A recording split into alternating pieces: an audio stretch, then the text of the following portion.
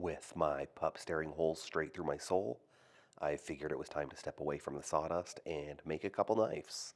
Like most responsible adults, I enjoy sharp objects and giving into peer pressure from dogs. So I whipped up some paper templates and traced them onto some 1084 steel. For roughing these stock removal blades into shape, I like to use the portaband saw. Before this, I was doing things the old-fashioned way with an angle grinder, which absolutely worked. I made a lot of knives and a lot of sparks with an angle grinder. I actually traded one of my knives for this little bandsaw a few years back, which might be the most knife maker economy thing I've ever done. Using a couple old belts that probably should have been retired a year ago, I cleaned up the profile and took it to, I believe, 120 grit.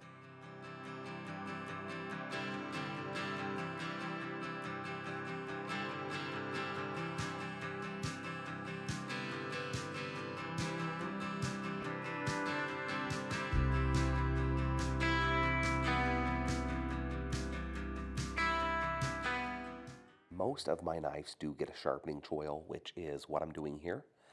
I could absolutely use my small wheels on the belt grinder or even a Dremel. Both are faster and do a great job, but I prefer to use a chainsaw file. This particular one came from Home Depot and costs less than 10 bucks. Slow, cheap, but effective. To rough in the bevels, I used a well-worn 36 grit belt. This thing has definitely seen some things, and I did work my way up to 120 grit. It's been about 10 months since I've made a knife, so my confidence wasn't exactly freehand bevel level. So instead of just winging it, I used a jig to help get the job done.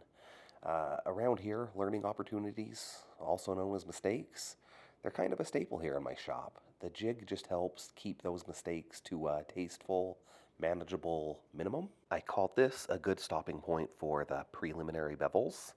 Next up, I drilled some holes through the Tang, and no, they are not just for decoration. Two of them are going to be for the pins, and the rest are doing, we'll call it triple duty.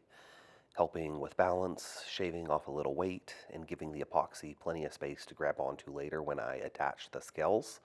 They're functional holes, not speed holes, although they do make it look a little faster. Another quick trace, then it is back to the bandsaw to cut out the scales.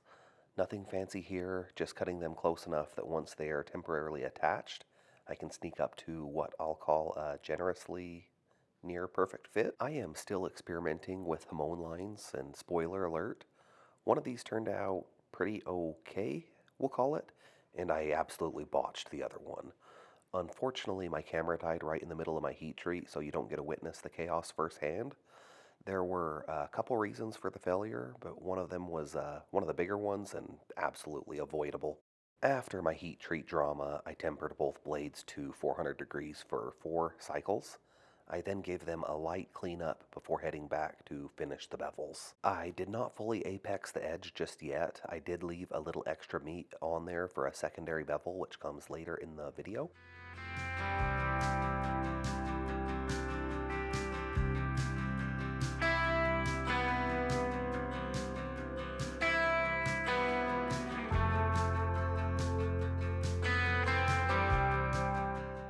Yeah, so one turned out okay and the other one not so much. That is knife making in a nutshell in my shop.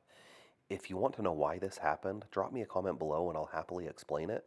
I just don't have enough footage to ramble on about it in this particular video, which is probably for the best. I let these sit here and cure for a couple days, and it looks like my shop company had other plans when it came time to clean up. At this point, it's pretty much just cleaning up the leftover epoxy and doing some finish work on the scales. I like to use files as much as possible. It's a little slow, I have a little more control over it, and it feels a little old school. I then come back with sandpaper and just clean everything up. I oiled up the handles, and they definitely look better under good lighting. Unlike me, I definitely look better in the dark. I put a nice 600 grit edge on them and polished them off with a super strop belt. They're actually really sharp. And here we are, the final product. Sharp, kind of shiny, and only mildly judgmental of the maker.